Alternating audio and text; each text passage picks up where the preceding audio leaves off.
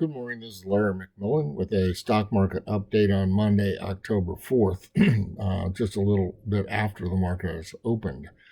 So last week we saw some pretty heavy selling, and then Friday afternoon we saw some pretty heavy buying. So right now the S&P chart has developed a downtrend, but it's not a swift, serious one. It seems to be sort of a slow decline, bouncing back and forth between roughly a wide range, about 150 points or so, S&P points.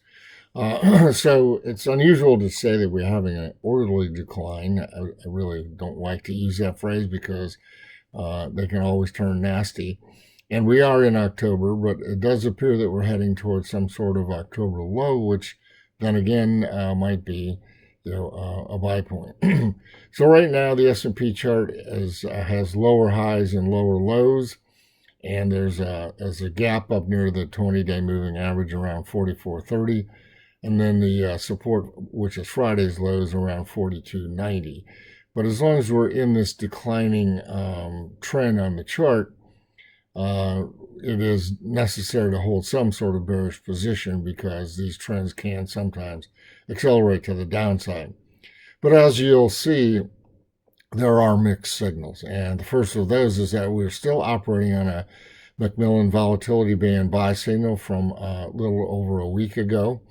And breadth is positive. That's something that hasn't been true for most of the year, but even in this most recent decline, breadth never got negative enough last week to cancel out the buy signal. So they're still in effect right now. And this is our short-term breadth oscillators I'm talking about, not cumulative breadth, which is still in a negative divergent state. The equity-only put-call ratios are in sell signals, however. They're racing higher as there has been plenty of put buying even on Friday. And so these ratios are looking to peak some point down the road. But right now they're just moving into modestly oversold territory, and they are on sell signals. As I mentioned, breadth is on the buy signal. New highs versus new lows. New highs have mostly been ahead of new lows, not by much, but just by a little bit. And that's enough to keep this indicator on a buy signal, a rather weak buy signal, I would say.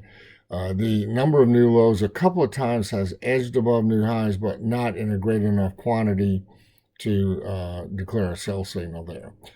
We have a realized volatility sell signal is still in place, but implied volatility is the opposite. So we got a new VIX spike peak buy signal on Friday's close, so that's a positive thing. And there is a negative in VIX, though, and that is that the 20-day moving average has now crossed above the 200-day. And that means the trend of VIX is higher, and that's not a good thing for stocks in general. Oftentimes when that happens, we have an immediate sell-off. We did not this time. And if VIX were to fall back below 20, that would cancel out this particular sell signal. Finally, the construct of volatility derivatives is still positive. The second month VIX futures, November, continue to trade at a higher price than the front month, October, so that's fine. And the term structure slopes upwards. So all in all, we have mixed signals, but the S&P chart is in a downtrend. So we have to respect that downtrend by holding some negative positions, and then we will trade around that with confirmed buy signals. I invite you to visit our website, check out our newsletters where we update all of these things daily, and good luck and good trading.